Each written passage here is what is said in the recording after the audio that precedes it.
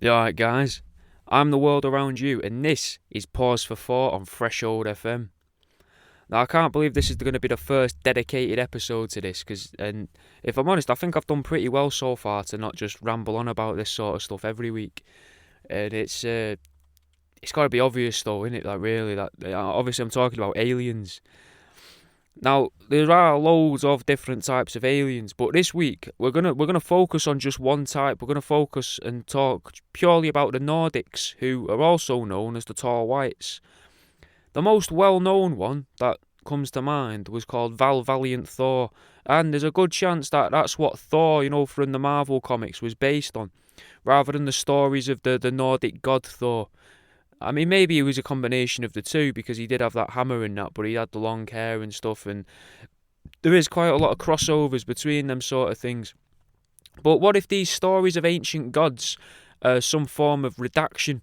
Like, is that the word redaction? Where, the idea where someone's gone back through history and changed elements of it and reworded things and blocked bits out and changed elements, removed elements, that sort of idea. Like, what if that's what the ancient god stories are, like the Nordic stories, the ancient Egyptian stories? Just to get you thinking just straight away off the straight, it's going to be one of them sort of weeks rather than last week where it was purely facts. Well, I say purely facts. It was predominantly fact last week when we did Henry Avery, the Pirate King. Anyway, maybe all of that though, the idea of the redactions and that, maybe that adds to Fomenko's idea that history is shorter than what we're led to believe. And why wouldn't it be? In some ways, it's easy to see how we are less evolved than ants and bees, because they all work in unison in like a hive mind as a team, like a true hive mind. Wolves as well, wolves work naturally as a team too. Most animals seem to work as a team. Fucking fish, mate, look at fish. Fish are notorious for it, mate. They move around in schools, and sometimes them schools will look like solid blocks. Birds and all. Like, when they fly around in them massive groups using the electronic waves of the earth. That's truly living in unison, innit? Living with each other and living with the planet. But these are supposedly earth-dwelling creatures, like the birds, the bees, I'm not that, you need me to talk to you about that, I'm not the guy to talk to you about the birds and the bees, innit, but fucking, you know what I mean, ants and that, they're of Earth, definitely of Earth, as far as we're aware, unless they've all been, like, collected and dumped here, which is possible, like, this is some form of weird intergalactic zoo, or maybe we don't live in a planet at all, maybe this is just a massive exhibit, because realistically, if a bear's born in a cage, it doesn't know there's a world outside of what it can see from its cage, so this could be a cage. Anyway, that's not that interesting in comparison to a creature of truly mythical proportions. The tall whites. So they can reach up to about 8 feet in length, 8 feet in height, over a span of 800 years though, so it does take them a long time to grow. Though they tend to be around 6 foot for about 400 years, which I don't get how that works. Like, they hit 6 foot and then stick at that for a few hundred years, and then so as they get taller, what I read was as they get taller, they start to then have organ failure and slowly die. But what's mad though, before all that happens, they can run at about 40 miles an hour, which is mad really, because that's twice the speed that you can drive past a special needs school, for special needs children. So these are said to have guided humanity at times, but we've just learned that they can endanger the lives of children with learning difficulties. So what is it we're to believe? Like, are they good or are they bad? Anyway, here's a song to start the show off. This is Chris Webby with As I Go. So, the tall whites are said to communicate with humans, but the voices sound like a dog barking. So, is that why that most of us have dogs? Has some clever guy or clever girl come up with the idea of normalising pet dogs so that people who hear dogs yelping out of their window just assume that they're some form of canine rather than an alien visitor? Others say that their voices sound a lot like birds, and we always hear birds in the morning as well, and you don't really hear dogs barking in the morning. You tend to hear dogs barking at night, so they've got us covered on all bases really there, haven't they? Now, could it be that birds aren't actually real? Not that birds are drones, but fake. Like, they're fake, or they're engineered creatures to try and convince people that what they are hearing is nature and not the natural sounds of the Nordics. Detaching us, from our so-called creators. as our creators, that there is a way that they kind of resemble what is said in the Bible. In Genesis, in the Bible, it states that Adam was built in God's image. And we see ourselves as Adam. We got 4 fingers and a thumb on each hand. And that's what the tall whites have and all.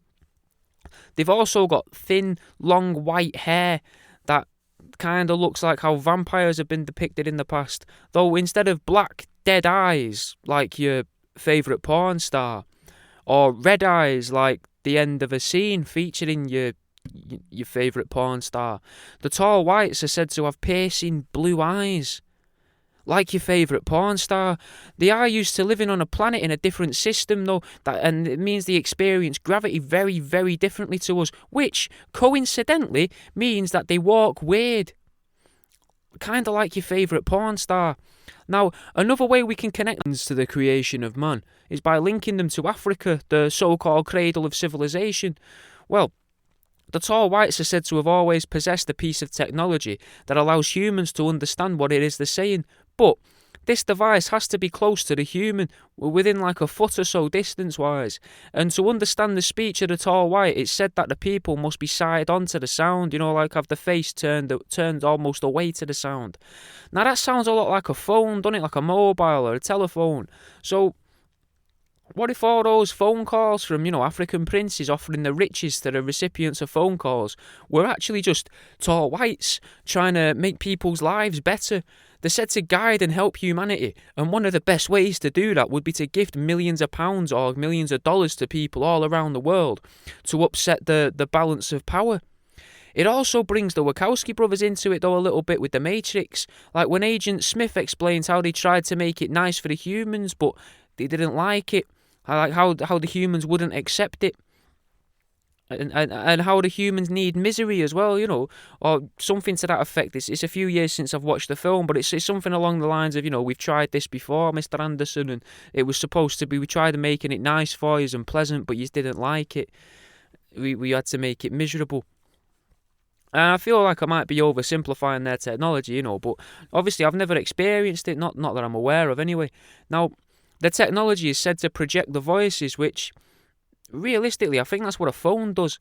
It takes the vibrations and then it magics them over to the other end of the world. A weird thing I do know about, though, is an event called the Carrington Event. Long story short, some form of solar flare hit the Earth, and that caused phone lines to ring and made electrical devices function without actual input.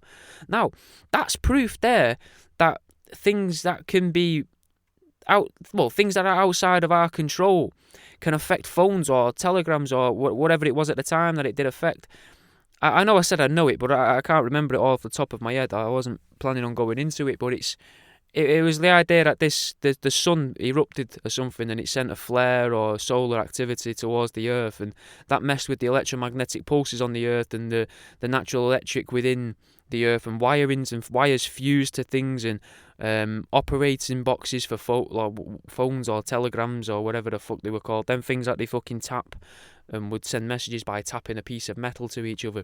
They started sending random messages to one another. Anyway, speaking of phone calls though, when I was about 7 or 8 years old, I got into trouble with the police for leaving prank phone calls on a classmate's phone or his house phone, because it turned out that the girl whose house I was at the time, she'd been leaving a load of messages which were sort of emulating sex lines that she'd somehow been privy to. Now, we were both the same age, and obviously that's a harrowing story. Kind of funny because the police are involved, and you're 7 or 8 and you're doing prank phone calls and the police get involved. Terrifying, be honest, at the same time. Fucking terrifying at that age. Really freaked me out. But obviously how she'd found out about all that stuff is kind of fucked. But my calls were just swearing and that, and weird threats, but most of the actual swear words that I'd said were bleeped out by me. Like, oh, you're bleeping this, you're bleeping that, I'm going to bleep him, bleep, which is mental. But I was 7, like, there was a weird night in it, but I don't know how I got here, though. How did I get here? Where was I? I was Carrington Event, fucking, I don't know. I've just got kids written down after me notes about phones. I've just wrote kids. Shit, yeah. It's not actually related to the phones thing. The children of the tall whites are said to be extremely frail, like proper frail, like, and easy to bruise, which It kind of makes me wonder if that's why rich people get celebrities to fuck kids. Like, are they trying to see if they bruise easily or something? And if they do, are they then taken away and kept hostage? Or are they then maybe gifted to the tall whites?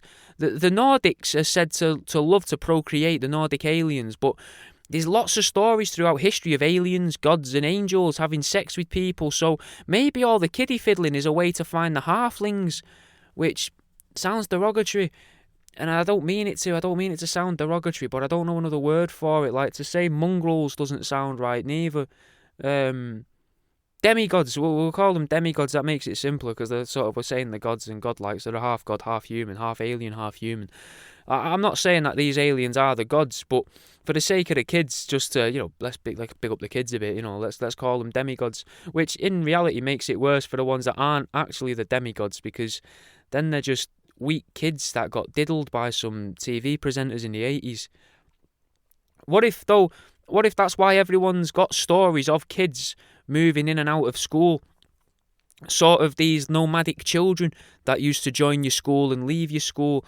And them kids would normally fight as well. They'd normally have a good scrap when they would join the school, and most of the time that they'd be in school, they'd be scrapping. Almost like they were looking for the weak kids. Or maybe they were trying to prove that they weren't weak. Weirdly, I've also heard a lot of these kids were called Tyler, which is pretty strange as well. So maybe they don't have that many names, or the Nordics aren't aware of that many human-sounding names, or maybe the name Tyler is easy to say because maybe it sounds a little bit like a bird and a little bit like a dog barking.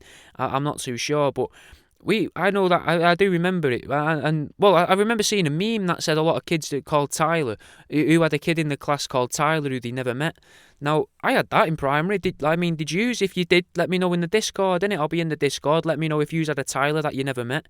And we had one join our primary school, like I say, and he never turned up to class, never met him. No one ever met him.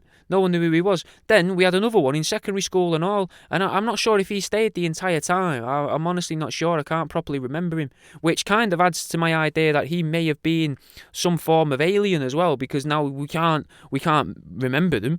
We know the name was there, but we don't remember Tyler. None of us remember any of these Tylers, but we know that there was a Tyler there, but we don't know what he looked like, who he was, where he lived, who his parents were, what they did for a job, what they did for money. We haven't got a clue.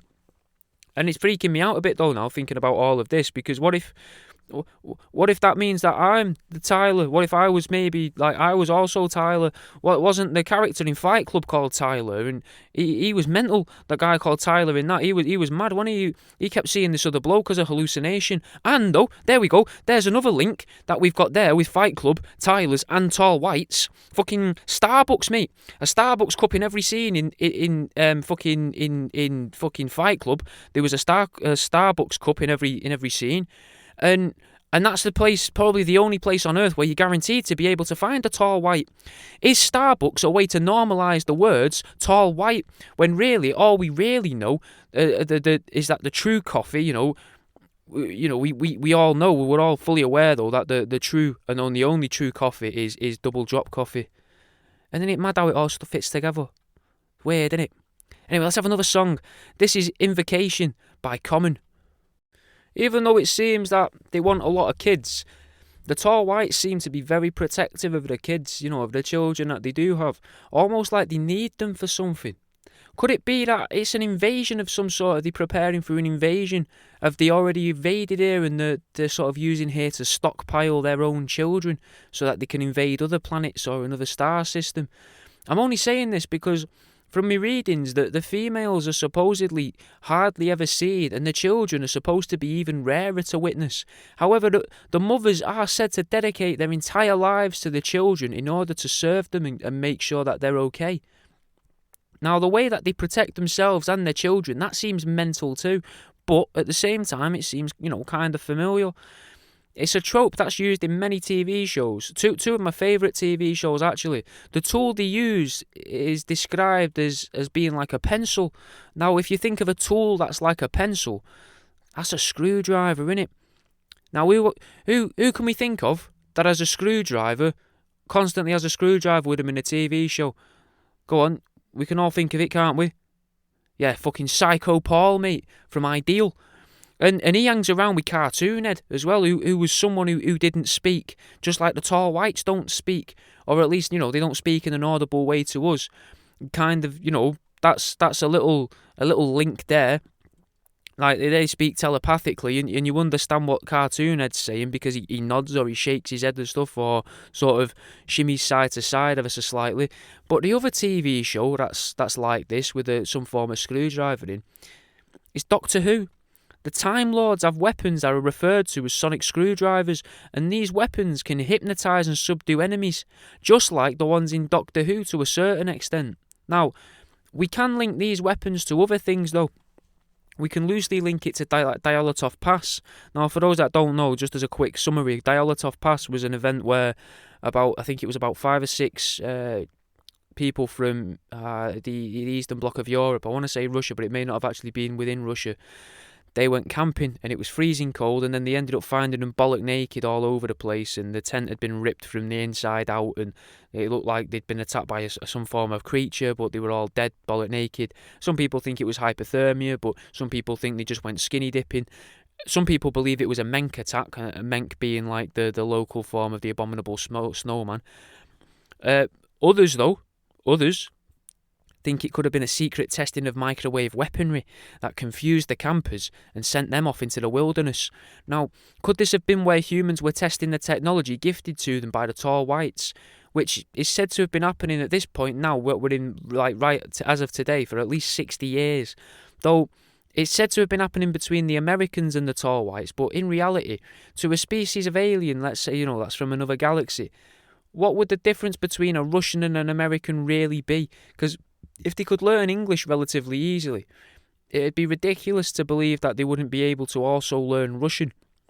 It'd also be pretty silly to assume that they would work exclusively with one group of people who, let's say they'd travel all this way, but only deal with one group or one person. It seems very, very strange, albeit kind of clever, because then it's easy to deny their existence because not everyone knows about them, so I understand that. But it'd be kind of like, going all that way to just, like, imagine if you went to see your mum and dad at their house, but you only ever spoke to your dad when you were there, you just ignored your mum, or travelling halfway around the world and you only look at things that are on the left-hand side of the road, only look at the side of the road with the even house numbers.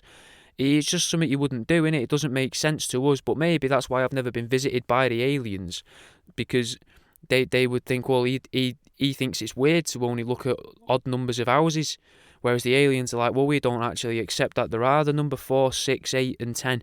We accept the number 2, but we don't accept the numbers 4, 8, 6 and 10, so why would we even acknowledge them? We're not going to even look at that side of the road, and we're not even really into houses. We only really believe in bungalows because they tend to have like higher ceilings in them, don't they? And with them being 8 foot tall and quite frail, they probably won't want to be going up and down flights of stairs. Anyway, they do come here to learn though, and if you want to learn, surely you'd want as many sources as possible, which is quite rich for a guy that's only read through 3 very fucking specific websites to find this sort of information for this week's show. But you know what I'm saying, though? You wouldn't travel all that way just to speak to one group of people, innit? Like, why wouldn't they go and introduce microwave weaponry to the Russians whilst also, like, speaking to the Americans and introducing them to different types of technology? But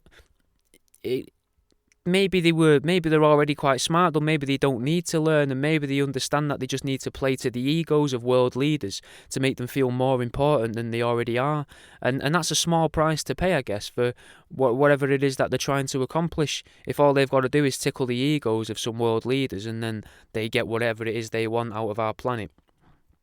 And I mean, we don't know what it is they're trying to get done, but I bet that they work towards it relatively slowly, because the orbit of their planet that they're said to come from is said to be longer than ours, a lot longer than ours. So they experience time much, much differently because of the way that their planet spins.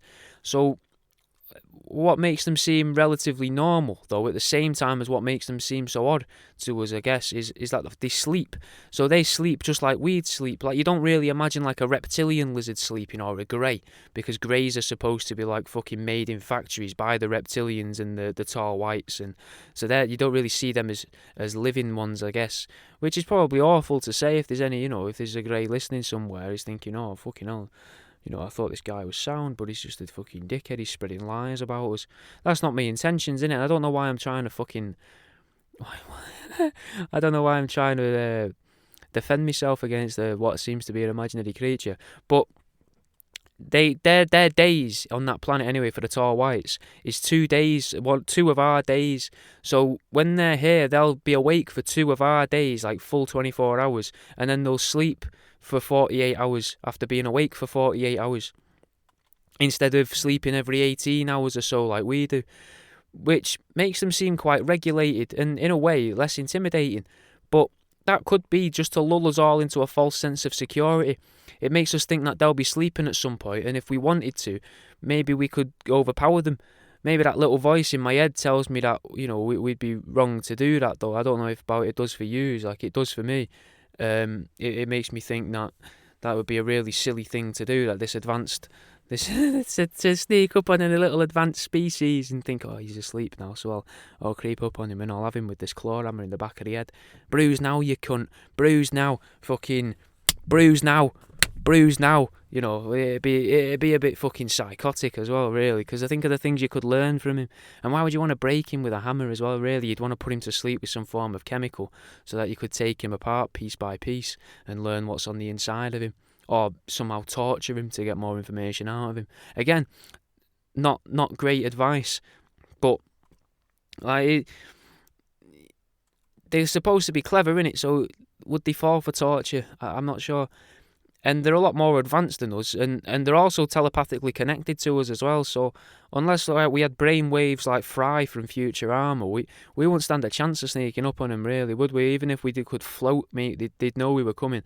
Like, could the race of floating brains that was in Futurama be a representation of the tall whites and their superior intellect? Because they're even weak to Nibbler, mate, which is a pet in Futurama. That's Leela's pet. Just how I was suggesting that dogs are a way of protecting us, or at least buffering us from the influence of the tall whites. See, fucking... Even though that, like, they can speak to us without actually speaking, they can't teleport here. According to some, they travel in these large black craft. So could this be what the Black Knight satellite actually is? You know what I was talking about the other week? The signals that I spoke of the other week in that episode, they were picked up by Tesla sometime in the late 1890s, and the Carrington event that affected the world was in the mid 1800s, so maybe like 40 years before that. That might seem unrelated, but seeing as though that they supposedly can't teleport here, maybe they've always been sort of intertwined with the history of our planet, and they came here when they got news of the solar storm hitting the planet. So after all, you know, if they've created it, surely they'd want to have some, they'd have some form of vested interest, surely, in us or in the planet and its inhabitants, whether it be in the way of an experiment or if they're more like the Anunnaki are supposed to be, and they just want to collect the gold from the earth or whatever that metaphorical gold actually is. It's hard to tell exactly what it is they're doing here, but one thing does seem pretty clear, and that's that they're not farming us for our meat. Though some believe that there are interdimensional aliens, or at least these invisible beings on Earth that want to eat us and our alleged negative energies, it seems fair to assume that the tall whites don't want to eat us, as there is no record at all of them ever eating meat. In fact, it's said that they eat something along the lines of a mushroom pudding, which sounds pretty dirty, to be honest. Like, I wouldn't want to eat that. Like, I don't get me wrong, I like miso soup and I do like mushrooms.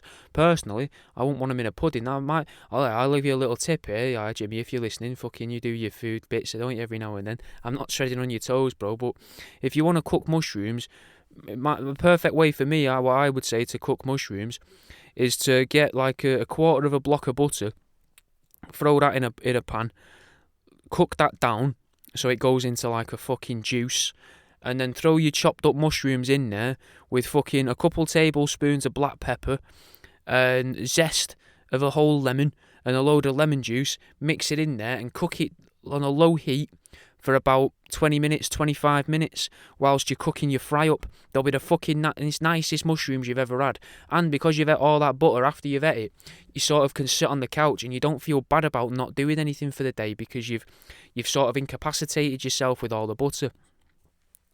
But that's the only way that I would want to eat these mushrooms. That's what I'm saying. I lost myself there.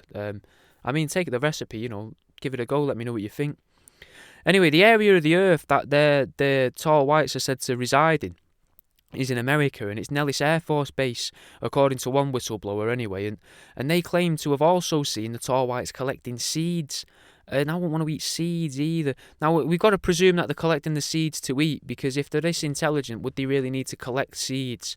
And why would they be seen collecting seeds from the area that they live, unless they've decided to live there because these seeds have some form of relevance or importance to their lives or their future? Now, all of this makes them vegetarians. But sticking with the mushrooms, that could make them our creators to a degree. Not like they fucking crafted us from dirt or in a genetic splicing facility located in the moon. Maybe they introduced our ancestors to psilocybin, magic mushrooms basically, or whatever the ancient equivalent was. Anyway, let's have a song. This is End Times by Zion I, Locksmith and Sirach. If Terence McKenna is to be believed, and up until 2017 he wasn't supposedly believed by many scientists, but that was until Paul Stamets, which is kind of similar to a word to do with plants with stamens, but it's not. It's like stamens but without an N and with a T instead, stamets. He was a mycologist who brought Terence McKenna's hypothesis into the limelight again. 17 years after McKenna's death, mind you. And just as a side note though, I've always wondered if the reason why that TV psychologist or doctor or whatever the fuck he was, the McKenna man makes him sound like a superhero, but he was always on ITV and that one. He might have even been a magician, I'm not sure. But was this why he was popular? Was that just a way of getting everyone to associate the name McKenna with quitting smoking and hypnotism, rather than just thinking, yes, magic mushrooms are the reason why we can think? So, if they're watching the news in the morning and that, was that what was going on there? Just as a little side note, Anyway, the gist of this stoned ape theory, is that this is McKenna's theory, I think anyway. McKenna's famous for it. It's around 200,000 years ago, because it seems that the human brain power just doubled in size and in strength.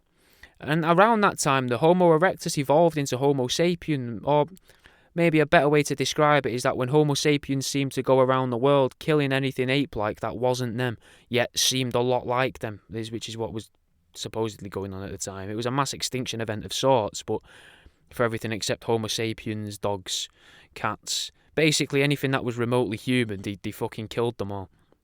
Like, maybe it was the only ever true interspecies warfare. I mean, I know termites and ants fight, and you have them, like, kamikaze. Is kamikaze the right word?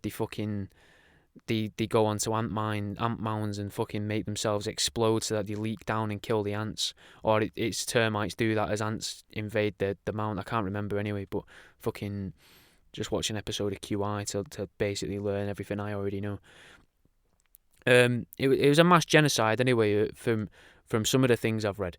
Anyway, I don't know how much of the wars themselves, like, I don't know what went on in them, but they would make a good cartoon though, to be fair. Like, not the fucking termites and ants thing, but like, think about how fucked up you could be with it as well. Like, you've got all these humans, what look like humans, but they could all have like fucked up teeth and fucked up heads and stuff like that, and they could be fucking fighting each other with sticks and clubbing each other, and you could just have fucking really bad jokes and jokes about genocide, which you can't really make any jokes about genocide just day to day, can you? But if you did it in a cartoon that was purely about that, where it's about Homo sapiens and Homo erectus trying to kill each other 200,000 years ago, you could probably get away with that. Anyway, 200,000 years ago, as I say, Homo sapiens seemed to start showing the first indications of using tools, language, even like leaving art around the place. Now, Terence McKenna, and bear in mind I'm paraphrasing from a bunch of books that I've never even read the blurb of. He said that humans as we know them now migrated and started to ingest the flora of that area they migrated to, which he proposed was actually an ancient form of magic mushroom. And the reactions from these chemicals in the bodies of the Homo sapiens evolved the brain rapidly, in some cases almost instantly.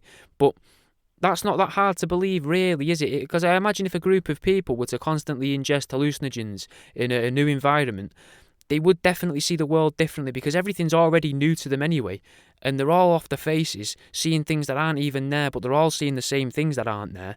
So they would have like fucking shared little moments, and it would bring them closer together, and that would mean they would be able to progress as a society faster, and they'd have bonded quicker and deeper than the other tribes and of different creatures, of different Homo erectus and whatever the fuck else the others were.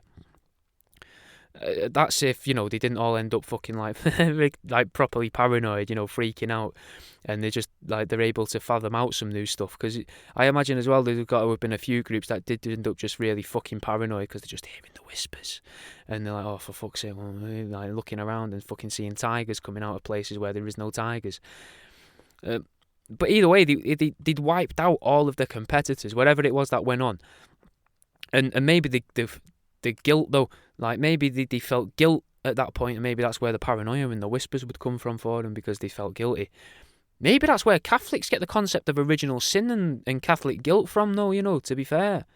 If Terence McKenna is onto something, maybe that idea of Catholic guilt and original sin could come from that. They ate a plant that they weren't supposed to eat, which is what happens in the Bible. She eats from a tree she wasn't supposed to eat, doesn't she, Eve? Now, it's not to say that she wasn't supposed to eat it, like the Homo sapiens weren't supposed to eat it, but it didn't do them, potentially it might not have done them all that much good to eat it, but because a lot of them may have ended up paranoid and freaking out and worried about stuff and overthinking things. And it's something to bear in mind anyway. And another thing to bear in mind is that scientists and historians and anthropologists, they don't actually want an answer to any of this, because then that'd mean they'd be out of a job.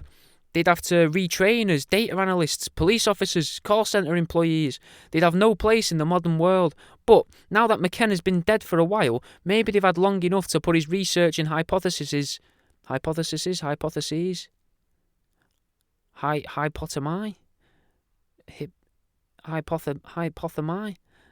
the plural of hypotheses. I don't know. Anyway, maybe they've put all that together, collated all that information together in such a way that could credit a lot of them, rather, or even their associations or their foundations, rather than just benefiting one bloke who just wanted to teach people stuff. And then they can be benefit even more financially, because they can just fucking drip feed this information, slowly release this information to the public. Anyway, I have fucking lost myself, so we'll have another song. This is Dabbler and Ocean Wisdom with Get It. Right, getting back into the tall whites. A lot of the stories of them that I've found seem to stem from the 50s and 60s. And around that time, there was a big hype about radiation. Now, what is weird is that the tall whites are said to glow. Well, the clothes that they wear were said to glow. Long, flowy robes, kind of like Jesus, and skin-tight outfits showing their body's structure. So is that why Jesus is always seen to be ripped? Because he was wearing a spacesuit all the time? And why he also had long hair, because, the tall whites have long hair. And he was also described as white a lot of the time, even though he lived in a place where the odds of him being white were very, very much stacked against him. In the whole sort of, in the grand scheme of things, it's very unlikely that he would have been white. So it would make sense for him to be a tall white, wouldn't it? Also, the tall whites are said to have a species of alien that accompanies them, followers.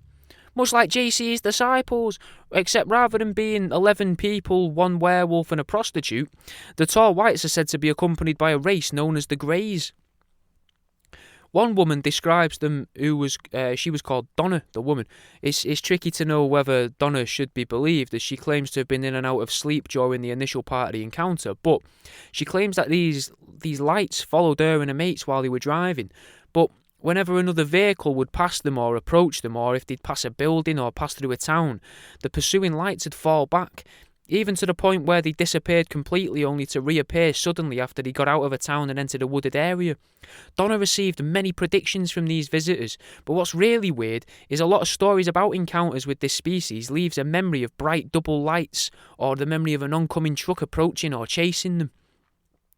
Donna would also receive messages in dreams from these people. They even introduced themselves to her just prior to her first visitation in the dream while she was asleep in the car as a friend was driving. Messages that sound a lot like hymns that I used to sing as a kid in school. Messages like, "Do not be afraid." Now, they would have put messages into Donna's head as well by placing her on objects that she said were made of solid light. Specifically, what she describes as a chair shaped like a chair. That's how she describes it. And to be honest, I can't knock that for descriptive ability, because it lacks in imagination, but it adds weight to a story, because I studied chairs at university, and I can't describe a chair better than saying it looks like a chair, because they're designed ergonomically anyway, so a decent chair could only ever really look like a chair. And if it didn't look like a chair, then you wouldn't know to use it like a chair, so in a way it kind of wouldn't be ergonomic. And this may actually be the first ever time I've been able to use my degree in a professional manner, though, which is fucking stupid, really. And possibly a waste of 3 years. Anyway, a little moment to myself there. She says that she knew that the chair was to be sat on because the so-called creators could message her like telepathically to instruct her to sit on it. So I was thinking, what if these lights are some form of shadow? Like, shadows in our dimension are dark, but what if these creatures or their technology leaves a shadow that's created from light in our dimension? It's a long shot, and I don't know if that's at all possible, but realistically, would a 2D organism believe that the darkness is from the shape of something in another dimension? Like, if there was something living in one of our shadows, like that was in the 2D dimension, would that realistically be able to think, oh, this darkness here is made by something unfathomable to me? You wouldn't be able to describe it, would you? Or imagine it, just in the same way that we might not be able to explain why these chairs were made of light. It's a possibility, innit? Maybe there's some little weirdo sat in a small square of a floor plan talking into a microphone it wouldn't be underneath the stairs, would it? Like I say, just be in the corner of a fucking blueprint. And he's taking the piss out of whatever they perceive to be in the one dimension thing, talking about whatever their shadows are. Their shadows might be sounds, they might hear shadows in the second dimension.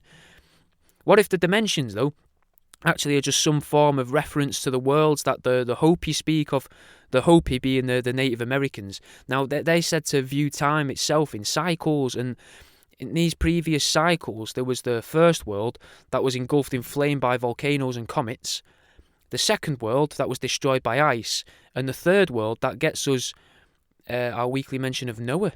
Actually, I think that's the first mention of Noah this week. And I wanted to shock you all by working out that Noah was, like, I took a moment I looked up to try and find if there was a thing for Noah, like chemicals speaking, so like NOAH or something could make a chemical, and if that chemical was white, and then, oh yeah, that white bit there is that's all whites, but I'm either not smart enough or there's nothing obvious for it. But it is weird though, isn't it, that Noah or Gilgamesh, it keeps getting brought up again and again and again each week. The fourth world is supposed to be ravaged by wind and wars, and we're supposed to be in the fourth world now, which makes me think nuclear blasts though, the wind, because the blast of the shockwave, that would be like wind, wouldn't it, and that would destroy fucking everything.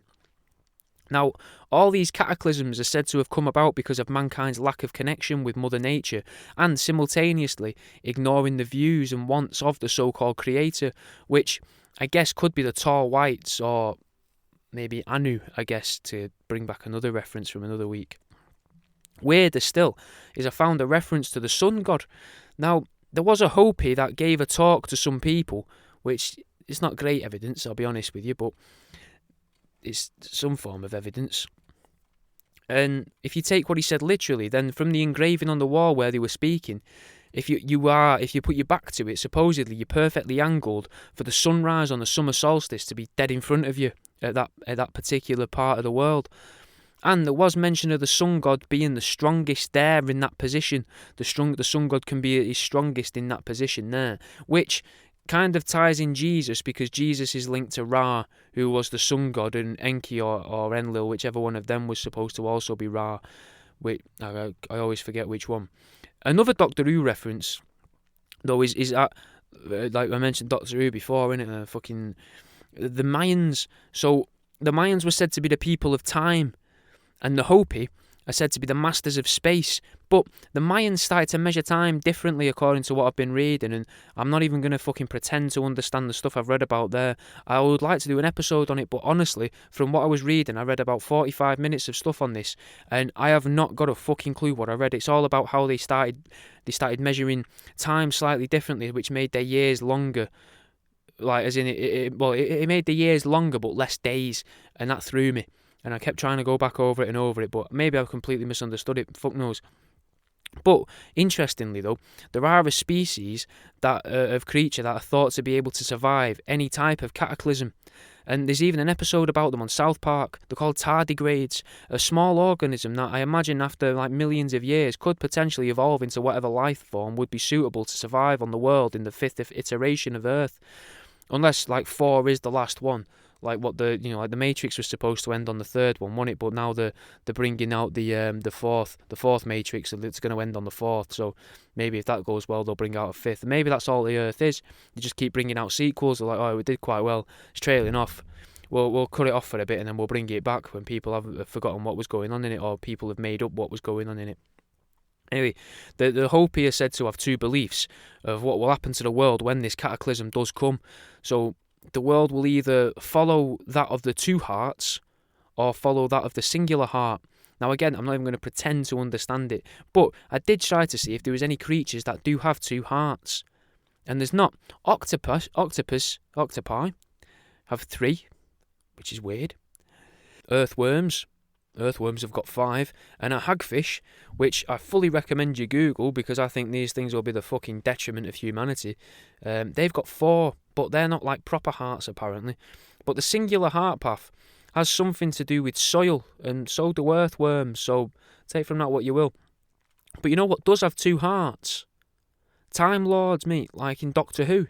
And the rest of the Gallifreyans, all of the Time Lords, they've all got 2 hearts, a race which is constantly warring. And there are lots of stories in this type of circle about an age-long battle between dark and light, and these tall whites literally glow, so it'd be somewhat safe to assume that they're the light side, and maybe the negativity draining invisible creatures are the dark, because the Daleks in Doctor Who, for example, they can't be seen, and they're always in the dark because they're the octopus creature that's trapped inside the robot bit in it, the machine. And octopi have more than 1 heart, which kind of looks like a Dalek. I know it's a stretch, but maybe that's why Doctor Who came out, because someone was trying to teach us about the tall whites. Maybe that's what TV is. Maybe TV was made so we could watch stuff like Doctor Who and get these ideas and learn about all this and get ready. But there's another theory I've got, and a lot of what I read suggested that our technology is a step away from nature. So what if the 2 hearts is more like a symbol of 2 lives, a real life and a fake life? Maybe like a real life outside and a life simulated within the internet, maybe. Now, before we finish, I reckon it's worth mentioning a lady called Miriam Delecardo, a woman that claims that the tall whites had a hand in creating mankind. So what if just taking just that brief little bit of what I've said there, what if tall whites are the reason why Homo sapiens won their war, or why the Homo sapiens migrated, or why they even ate the magic mushrooms? These stories can kind of be tied to the Bible too, because you've got the migration with Moses and the burning bush that leads to the messages that off the top of my head led to the 10 Commandments that he heard in his head. Some people have also connected the bushes in this area of the world with releasing DMT, which gives it all a bit of credence. I've always wondered if the idea of Moses splitting the water as well, and passing through, is more like a portal being opened, kind of like the Bifrost in the Marvel films, just to make it easy to imagine. And that's kind of Nordic too. Imagine that more when Moses split the water, that it was actually just opening up the Bifrost. I know there must be a better way to describe it other than saying he split the sea. They might not have had a better way to describe it back then, rather than saying he split the sea, because in Genesis as well it says that God divided the waters to create earth. So it would make sense that the waters were more than just a sea. It's just something to leave with a nice little brain tickler as we go into our afternoons. And that's it, guys. That's it. We fucking blasted through that one, haven't we? I'm going to be dead honest. I thought I was going to get about 5 or 6 songs in here, but I have gotten lost a few times, and I'm honestly, before I've edited this down and added the songs, I don't know how many songs are going to be in this. So later on today, we've got HDR at 4. I think we might have Jim will mix it later on. We might not because he's been ill this week, but I'm saying he's there anyway, just in case, I'm not too sure, but he might be. And hopefully tomorrow, we've got me and Jimmy chatting shit in Truth Seeking. That'll be Conspiracy Jim and Tinfoil Jack tomorrow at 7 o'clock live. But if not, go and find one of the pre-recorded ones from the weeks before. Give them a listen.